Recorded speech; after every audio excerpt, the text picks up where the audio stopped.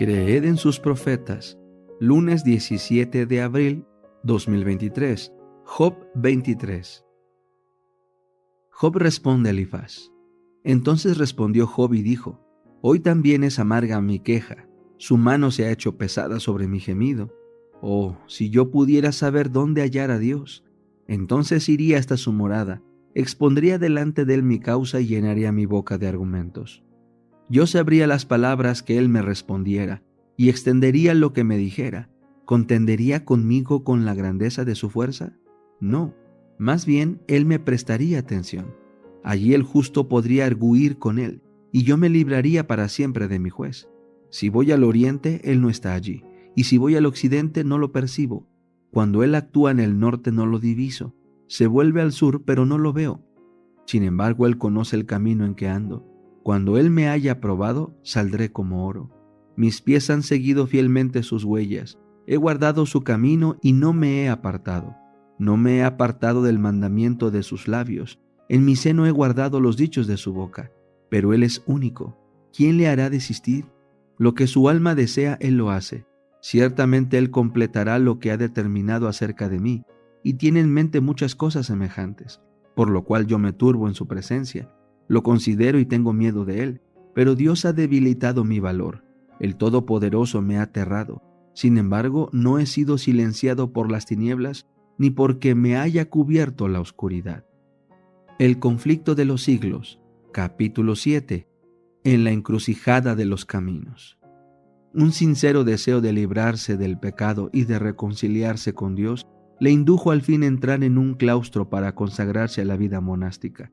Allí se le obligó a desempeñar los trabajos más humillantes y a pedir limosnas de casa en casa.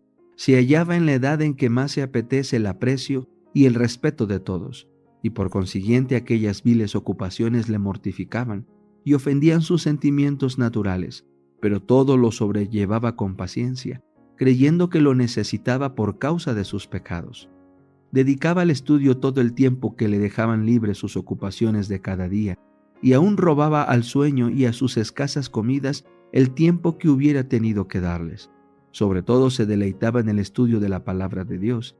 Había encontrado una Biblia encadenada en el muro del convento, y allá iba con frecuencia a escudriñarla. A medida que se iba convenciendo más y más de su condición de pecador, procuraba por medio de sus obras obtener perdón y paz. Observaba una vida llena de mortificaciones, procurando dominar por medio de ayunos y vigilias y de castigos corporales sus inclinaciones naturales, de las cuales la vida monástica no le había librado. No rehuía sacrificio alguno con tal de llegar a poseer un corazón limpio que mereciese la aprobación de Dios. Verdaderamente, decía él más tarde, yo fui un fraile piadoso y seguí con mayor severidad de la que puedo expresar las reglas de mi orden. Si algún fraile hubiera podido entrar en el cielo por sus obras monacales, no hay duda que yo hubiera entrado. Si hubiera durado mucho tiempo aquella rigidez, me hubiera hecho morir a fuerza de austeridades. A consecuencia de esta dolorosa disciplina, perdió sus fuerzas y sufrió convulsiones y desmayos de los que jamás pudo reponerse enteramente. Pero a pesar de todos sus esfuerzos, su alma agobiada no hallaba alivio, y al fin fue casi arrastrado a la desesperación. Cuando Lutero creía que todo estaba perdido, Dios le deparó un amigo que le ayudó. El piadoso Staupitz le expuso la palabra de Dios y le indujo a apartar la mirada de sí mismo, a dejar de contemplar un castigo venidero infinito por haber violado la ley de Dios, y a acudir a Jesús, el Salvador que le perdonaba sus pecados. En lugar de martirizarte por tus faltas, échate en los brazos del Redentor. Confía en Él, en la justicia de su vida, en la expiación de su muerte. Escucha al Hijo de Dios, que se hizo hombre para asegurarse el favor divino. Ama a quien primero te amó.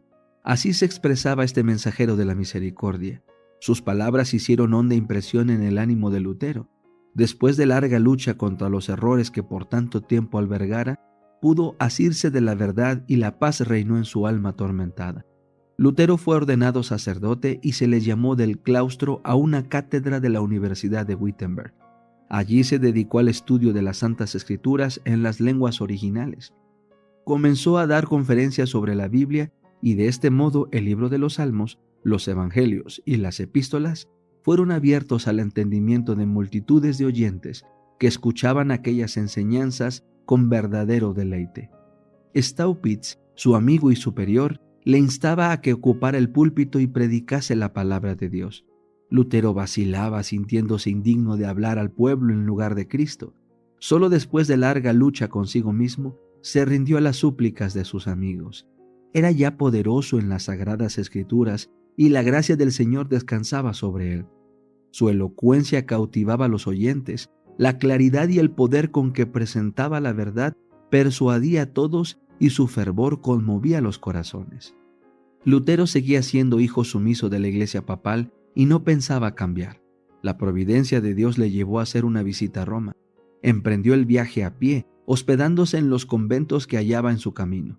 En uno de ellos, en Italia, quedó maravillado de la magnificencia, la riqueza y el lujo que se presentaron a su vista. Dotados de bienes propios de príncipes, vivían los monjes en espléndidas mansiones, se ataviaban con los trajes más ricos y preciosos y se regalaban en suntuosa mesa. Consideró Lutero todo aquello que tanto contrastaba con la vida de abnegación y de privaciones que él llevaba, y se quedó perplejo. Finalmente vislumbró en lontananza la ciudad de las 7 colinas. Con profunda emoción cayó de rodillas y levantando las manos hacia el cielo exclamó: «Salve Roma Santa». Entró en la ciudad, visitó las iglesias, prestó oídos a las maravillosas narraciones de los sacerdotes y de los monjes y cumplió con todas las ceremonias de ordenanza. Por todas partes veía escenas que le llenaban de extrañeza y horror. Notó que había iniquidad entre todas las clases del clero. Oyó a los sacerdotes contar chistes indecentes y se escandalizó de la espantosa profanación de que hacían gala los prelados aún en el acto de decir misa. Al mezclarse con los monjes y con el pueblo, descubrió en ellos una vida de disipación y lascivia. Doquiera volviera la cara, tropezaba con libertinaje y corrupción en vez de santidad. Sin verlo, escribió él, no se podría creer que en Roma se cometan pecados y acciones infames. Y por lo mismo acostumbran decir, si hay un infierno, no puede estar en otra parte que debajo de Roma, y de este abismo salen todos los pecados. Por decreto expedido poco antes, prometía el Papa indulgencia a todo aquel que subiese de rodillas la escalera de Pilato, que se decía ser la misma que había pisado nuestro Salvador al bajar del tribunal romano, y que, según aseguraban, había sido llevada de Jerusalén a Roma de un modo milagroso. Un día, mientras estaba Lutero subiendo devotamente aquellas gradas, recordó de pronto estas palabras que como trueno repercutieron en su corazón. El justo vivirá por la fe, Romanos 1:17. Se puso de pronto de pie y huyó de aquel lugar sintiendo vergüenza y horror. Ese pasaje bíblico no dejó nunca de ejercer poderosa influencia en su alma. Desde entonces, vio con más claridad que nunca el engaño que significa para el hombre confiar en sus obras para su salvación y cuán necesario es tener fe constante en los méritos de Cristo. Sus ojos se habían abierto y ya no se cerrarían jamás para dar crédito a los engaños del papado. Al apartarse de Roma sus miradas, su corazón se apartó también, y desde entonces la separación se hizo más pronunciada, hasta que Lutero concluyó por cortar todas sus relaciones con la Iglesia papal. Después de su regreso de Roma, recibió Lutero en la Universidad de Wittenberg el grado de doctor en teología. Tenía pues mayor libertad que antes para consagrarse a las Santas Escrituras, que tanto amaba. Había formulado el voto solemne de estudiar cuidadosamente y de predicar con toda fidelidad y por toda la vida la palabra de Dios, y no los dichos ni las doctrinas de los papas. Ya no sería en lo sucesivo un mero monje o profesor, sino el heraldo autorizado de la Biblia. Había sido llamado como pastor para apacentar del rebaño de Dios, que estaba hambriento y sediento de la verdad. Declaraba firmemente que los cristianos no debieran admitir más doctrinas que las que tuviesen apoyo en la autoridad de las Sagradas Escrituras.